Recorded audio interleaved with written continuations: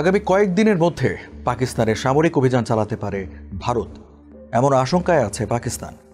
এক বক্তব্যে পাকিস্তানের তথ্যমন্ত্রী আতাউল্লাহ আতার বলেন, ইসলামাবাদের কাছে বিশ্বাসযোগ্য গোয়েন্দা তথ্য আগামী ৩৬ ঘন্টার মধ্যে পাকিস্তানের বিরুদ্ধে সামরিক পদক্ষেপ নেওয়ার পরিকল্পনা করছে ভারত। অন্যদিকে গত কয়েকদিনে একাধিক নিরাপত্তা বৈঠক করেছেন ভারতের প্রধানমন্ত্রী নরেন্দ্র মোদী। এতে পাকিস্তানের বিরুদ্ধে ভারতের সম্ভাব্য সামরিক অভিযানের গুঞ্জন আরও তীব্র হয়ে উঠেছে। পেহেলগাঁওয়ে সশস্ত্র বাহিনীর হামলায় অন্তত ২৬ জনের মৃত্যুর পর ভারত পাকিস্তানের কূটনৈতিক সম্পর্কের আরও অবনতি ঘটেছে। দুই দেশে কূটনৈতিক সম্পৃক্ততা হ্রাস, দ্বিপাক্ষিক চুক্তি স্থগিত ও একে অপরের নাগরিকদের বহিষ্কার করছে।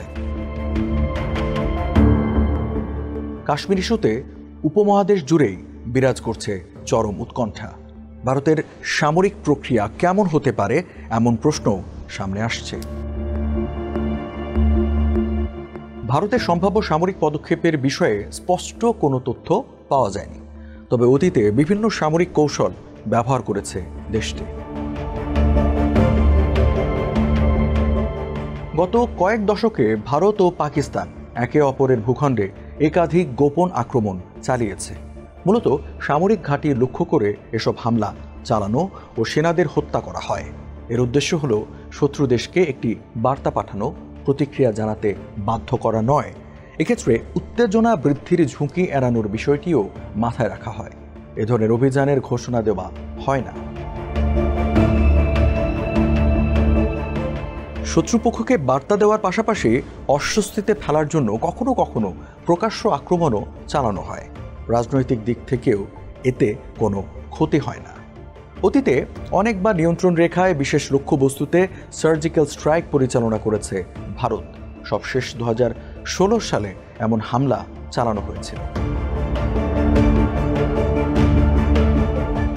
২০১৯ সালের ফেব্রুয়ারিতে ভারত নিয়ন্ত্রিত কাশ্মীরের পুলওয়ামায় এক আত্মঘাতী বোমা হামলায় ৪০ জন ভারতীয় আধা সামরিক বাহিনীর সদস্য নিহত হন। দেশটিতে জাতীয় নির্বাচনের কয়েক সপ্তাহ আগে এ ঘটনা ঘটে। হামলার দায় স্বীকার করে পাকিস্তান ভিত্তিক সশস্ত্র সংগঠন জৈশ-ই মোহাম্মদ।